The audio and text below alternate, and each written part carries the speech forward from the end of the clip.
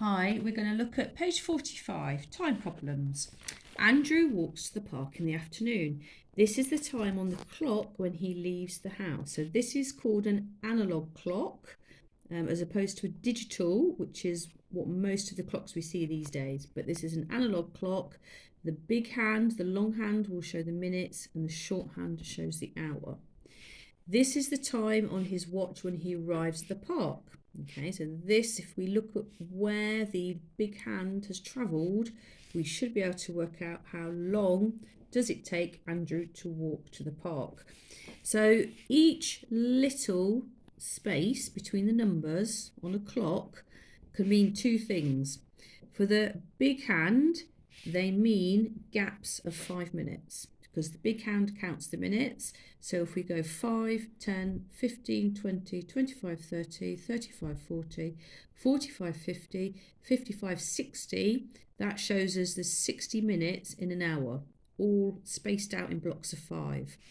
For the short hand, the smaller hand on the clock, the numbers mean something different because the shorthand looks at the hours. So that's why you've got two hands. Long hand tells you about the minutes. The shorthand tells us about the hours. So the shorthand will tell us, it will move through during a day 1, 2, 3, 4, 5, 6, 7, 8, 9, 10, 11, 12 hours, and then it will go around all over again because in one day there's 24 hours. So if we look at the time, the long hand is telling us it's 10 minutes past. And let's have a look what the shorthand is telling us. Well, it's just past the 4. So it's 10 past 4, 10 minutes past 4. Or if we wanted to write it as the digital time, it would be written like this, okay? And it's in the afternoon, so that would be 4:10 p.m. Now, the clock will show us, the watch will show us where the big hand has moved. So the big hand is now here. So it was here next to the 2, so it's moved. And each movement between each number is worth 5 minutes. So let's see if you can work out how many minutes or how long did it take Andrew to walk to the park. Okay, have a go. So the big hand was on the 10 and it moved from the 2, which shows it was 10 past 4, all the way down to the 9. Each little movement is worth 5 minutes. So that's 5, 10, 15, 20, 25, 30, 35. So it took Andrew 35 minutes to walk to the park. And the time now says it is 1:45. So it's another quarter of an hour until it gets to 5 o'clock. So 1:45. Okay. Number 5, this sign shows the opening times for a shop during the week. So we've got when it opens in the morning and when it closes in the afternoon, all except Friday, because on Friday it doesn't open at all in the morning. It only opens in the afternoon on a Friday. So we need to work out for how long is the shop open on a Monday. So we've got our 9 a.m. and our 5:30 p.m. So we can use a number line for this one, similar to what we did for the other page. Down here is 9 a.m. You've got 12 o'clock midday or 12 p.m. So that's when your afternoon starts.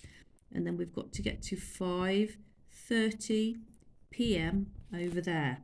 All right, so you'll have to count how many hours till 12 p.m., which is the afternoon, and then how many hours till 5:30 p.m., which is when it closes. So see if you can have a go.